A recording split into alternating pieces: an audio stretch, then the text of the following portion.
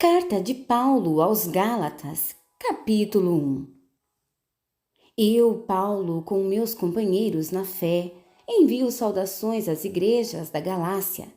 Minha autoridade para escrever a você não vem de ninguém, nem procede de alguém de hierarquia superior, mas diretamente de Jesus, o Messias, e de Deus, o Pai que o ressuscitou dos mortos. Fui convocado por Deus. Quero saudá-los com as belas palavras, graça e paz. São belas, pois nos lembram como Jesus Cristo nos resgatou do mundo maligno em que vivemos quando se ofereceu em sacrifício por nossos pecados. A vontade de Deus é que experimentemos esse resgate. Glória a Deus para sempre. Amém. Não posso acreditar no que ouvi. Como podem ser tão inconstantes? Como resolvem abraçar outra mensagem? Vocês estão traindo aquele que os chamou para a graça de Cristo. E vocês sabem que não se trata de detalhes irrelevantes. É outra mensagem, completamente diferente. É mentira deslavada sobre Deus. Os responsáveis por essa agitação estão virando a mensagem de Cristo de pernas para o ar. Quero deixar bem claro, se algum de nós, até mesmo um anjo do céu, pregar uma mensagem diferente da verdadeira e original, seja amaldiçoado.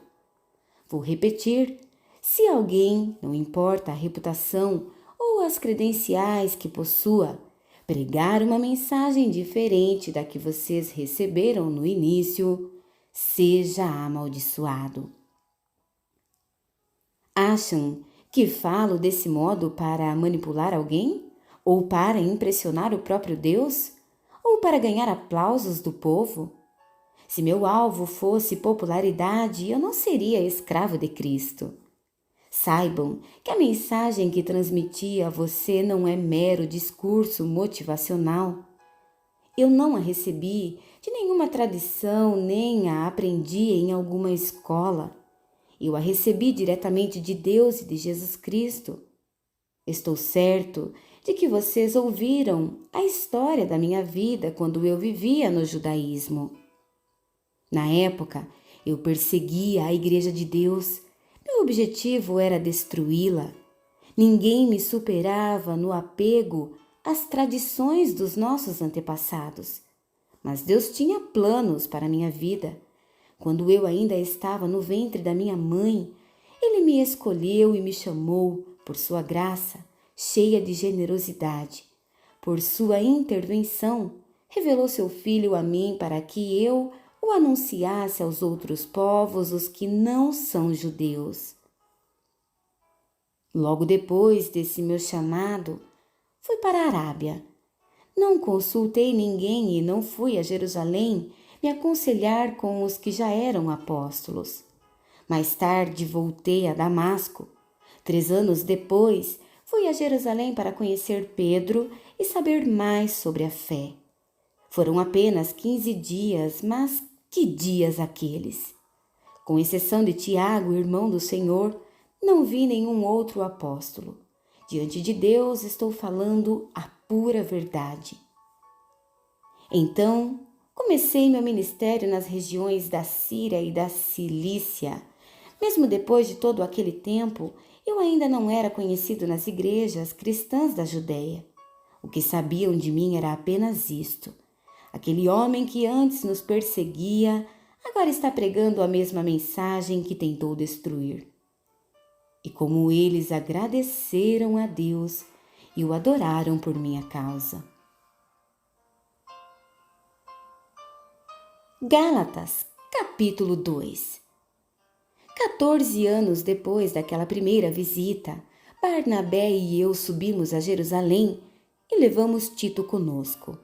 O propósito era esclarecer o que me fora revelado e apresentei a eles exatamente o que eu estava pregando aos que não são judeus. Foi uma reunião com os líderes mais estimados da igreja, porque não queríamos que o assunto fosse motivo de debate público, trazendo tensão. Isso poderia prejudicar anos de trabalho e também meu ministério. É bom dizer que Tito, que não é judeu, não teve de se circuncidar, mas houve alguns que se infiltraram na conferência passando-se por cristãos. Eles vieram espionar a liberdade espiritual dos seguidores de Cristo. O propósito deles era nos reduzir à escravidão legalista, mas nós não demos chance a eles. Não podíamos permitir que vocês deixassem de lado a verdadeira mensagem. Quanto aos que eram considerados importantes na igreja, a reputação deles não me incomodou. Eu não me impressiono com aparências, quanto mais Deus. Nenhum deles acrescentou nada à mensagem que eu prego. Logo ficou evidente que Deus me havia confiado a tarefa de pregar aos não-judeus a mesma mensagem pregada por Pedro aos judeus.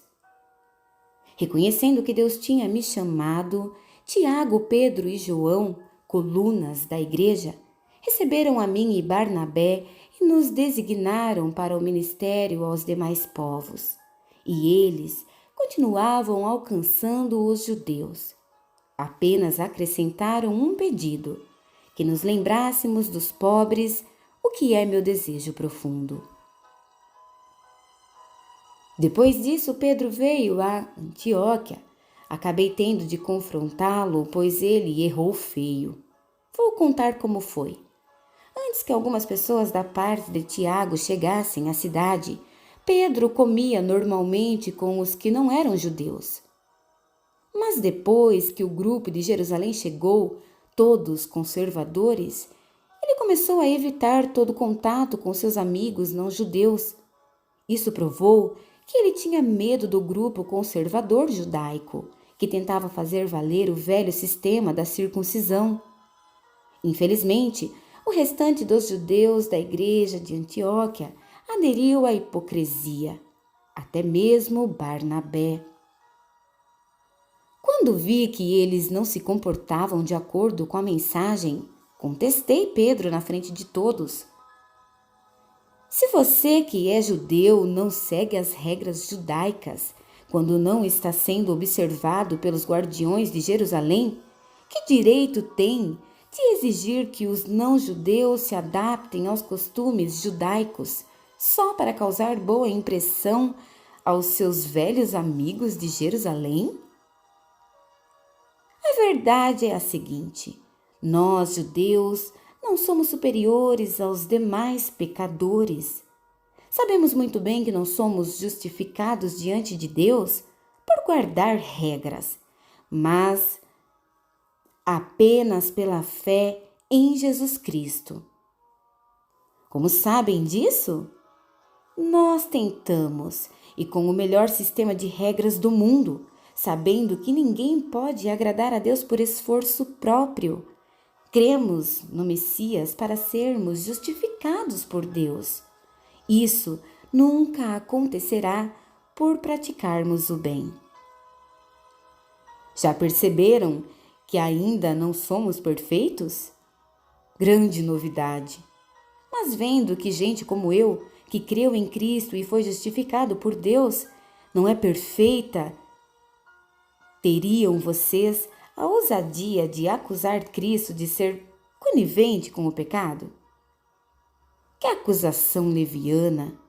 Se eu tentasse ser justo praticando o bem, estaria reconstruindo aquilo que destruí, estaria agindo como um charlatão. Explico o que aconteceu comigo. Tentei guardar regras e me esforçar para agradar Deus, mas isso não funcionou. Então desisti de ser um homem da lei para me tornar um homem de Deus. A vida de Cristo me mostrou como fazer isso e me deu capacidade de viver assim. Eu me identifico totalmente com Ele. De fato, fui crucificado com Cristo. Meu ego não ocupa mais o primeiro lugar. Pouco me importa parecer justo ou ter um bom conceito entre vocês. Não estou mais tentando impressionar Deus. Agora, Cristo vive em mim. A vida que vivo não é minha, mas é vivida pela fé no Filho de Deus que me amou e se entregou por mim. E eu não volto mais atrás. Não está claro que voltar para a velha religião de guardar regras e agradar os outros é abandonar a nova vida de relacionamento com Deus? Não posso desprezar a graça de Deus.